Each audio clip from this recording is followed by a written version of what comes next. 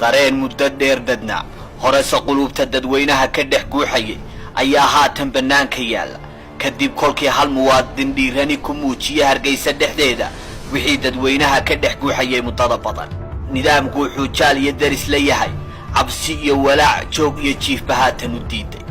yar iyo weyn waxaa la isweydiinayaa 28 sannadood kadib meel loo socdaa ma muuqatee ma afduubanahay naac qabiil iyo isu suuraynta cadow aan jirin maxaa noo weheliya dhalinyarada oo daalacanaysa mugdi ka sokeeya mustaqbalkooda iyo sidoo kale hardacaar werwal mustaqbal oo isna la jaal ah ubadka aan dhalan ee dhalinyarada dhabarkooda ku jira ayaa qayb ka ah sababta maydii aad ogeyd maanta may kale u tahay iyo sababta xuskeedii su'aali uga timi saaka may calankii midabada badnaa looma dhamma saas iyo cabsi baa la darisa korneylada lidiga ku ah doonista dadweynaha dadkii iyo calankii cirka la midabka ahaa bay kala weerayaan xabsiyada iyo saldhigyada boolisku waxay la ciirciirayaan inta badan magaalooyinka dalka dhalinyaro laga warhelay is-abaabulkooda ku wajahan sidii ay dunida ugu bandhigi lahaayeen diidmada ka dhanka ah jujuubka aan jiha loo socdaaba jirin inta xalay loo xabisay calanka buluuga dartii kolka laga yimaado waxaa bada saaka dharaartan kuwa iyagu gabashalay ishaaracyada magaalooyinka Soomaaliland ku muujinaya sawir 28 sannadood kadib jawaab u noqon kara dareenka dhabta ee shacab la meel loo jiheeyo waa burco tani waxay bandhigayaan inay la dareen yihiin Cabdiraxmaan Aariyare oo xabsiga Hargeysa ugu jira doonista calan aan cidina ka lahayn waxay dunida gaarsiinayaan dhawaaqa dhana muranka meeytida xabaalaha ku jirta iyo qaar ka mid ah korneyladii SNM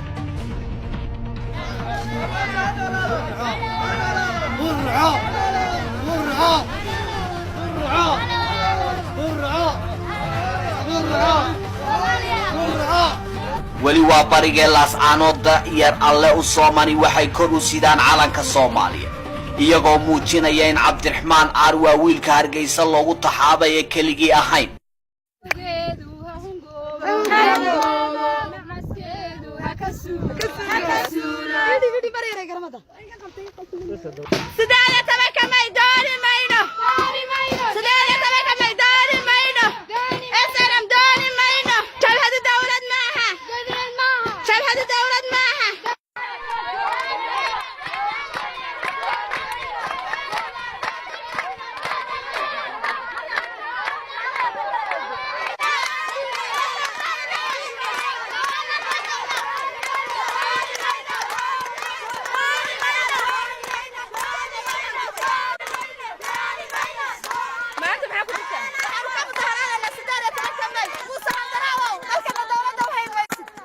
Soomaali baanu nahay waligeena Soomaali baanu ahayn calanka buluuga huwa nahayna waa kaanu dhalinay annagu Soomaaliya waa kaanu u dhalinay walina sidii baanu ugu dhaganay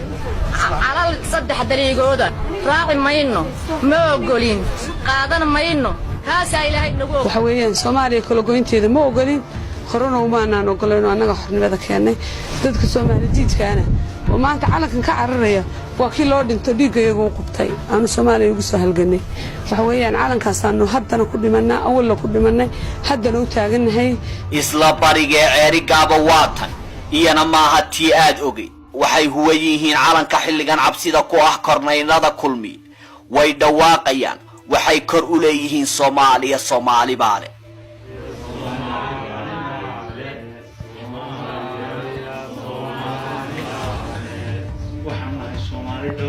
waxaan ku dhaqanahay magaalada Ceergaabo Soomaalinimada ugu weyn meel kasta shacabka Ceergaabo Soomaalinimada ku weyn waxaan leenahay dadka xawiyaan Ceergaabo eedin may baa laga xuseeyay Ceergaabo dadka ku nool waa xawiyi waa maalin waa dad maalin qaran oo eedin may ah xusa waa been Soomaali baan nahay Soomaalinimada ugu ogtiin Soomaaliya Soomaali baan ku dhigasaanna taaganahay boorama inkastoo shaarciyada ciidamadu daadsan yihiin inkastoo warwar laga qabo kacdoon dadweyne ay daris leeyihiin waxay karaankooda culays kastoo dusha laga saaray muujinayaan diidmada afduubka gabilay waatan waa guriga Korneyl Muuse inta la xabisay ee bulshada laga qarinayo ka sokow tan iyo shalay waxaa jiray dhalinyaro calanka Soomaaliyeed hu ka dhigtay oo si arxan darra jidadka ciidamadu ugu jirdilayaan waxay leeyihiin nadaaya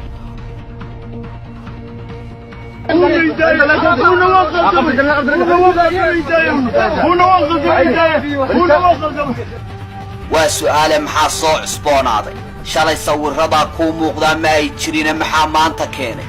daal iyo darayada dadweynaha ayaa isgaadhay rajali'ida iyo caburinta ayaa dabqashada keentay dowladi adeeg bay bixisaaye waxaa shacabka soo ridatay cashuur bixin aan adeeg dowladnimo weheli kala sarraysiin dadweyne intan kuba koobnee maxaa soo kordhay waxaa taasi sii dheer colaadinta beelaha darafyada xadhig cid gaara qabta sharci koox gaara u adeega qarannimo daas iyo dukaan la muuq noqotay madax maxamed siyaad barre barracaayaysa mar kalena matalaysa wixii shacabka shalay loo sheegay inuu dar u dumay oo tuka darani taagan tahay 28 sano kadib la isla oogsay su'aalaha korneylada holyaalla ee la xidhiidha muranka maytida xabaalaha iyo iyaga waxaa qayb ka su'aalo tiro beelay oo da'yartu jawaab u laayihiin kuwaasoo ay ka mid yihiin haddiiba maxamed siyaad barre aad ka mudan tihiin dugsiyadii uu haweenka danyartaa u dhisay maxaa u gadatay warshadihii uu dhisay ee tii sibirka tii qoriga iyo warshadii kalluunku ay ka mid ahaayeen maxaa Itoobiya iskaraab ahaan ugaga iibisay saldhigii berbera 40 sano ka hor siyaad 40 milyan buu ku kureeyay maxaa maanta 1 milyan ugu xaraashtay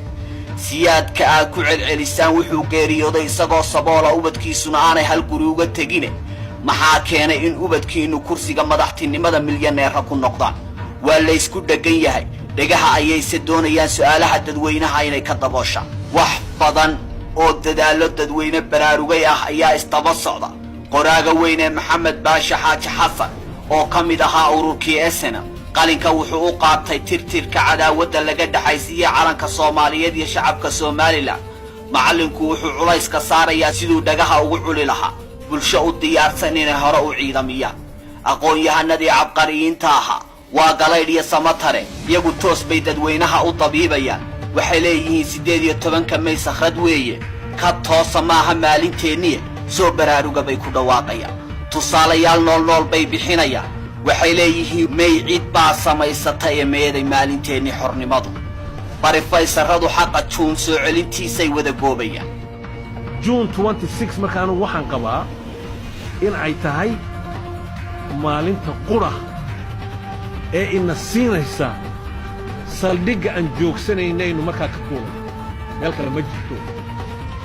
wadamada meel kale ma jirto 18 May iyadaa gashay wadamada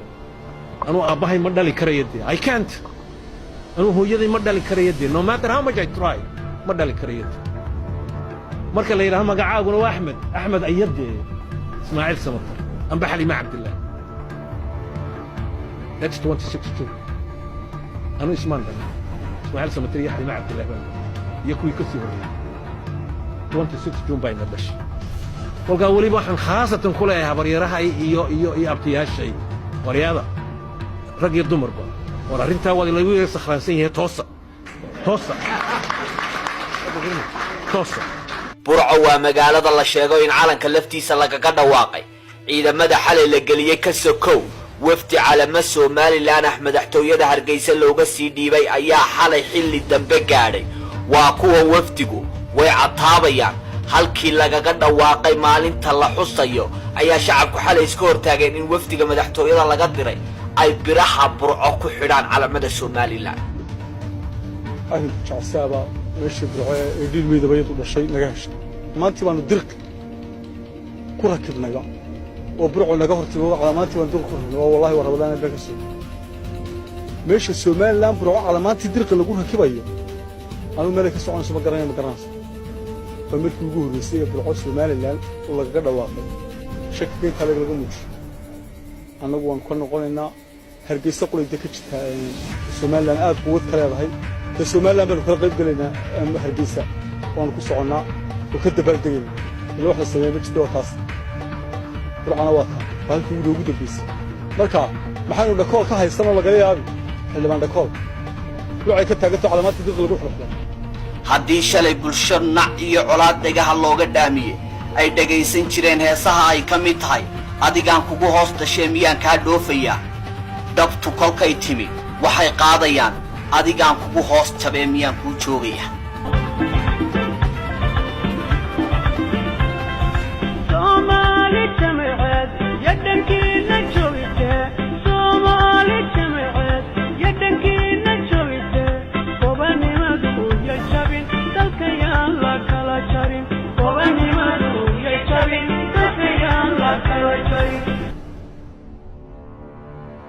warbaahinta maxalliga ah ee Hargeysa wararka ka soo tabinaysa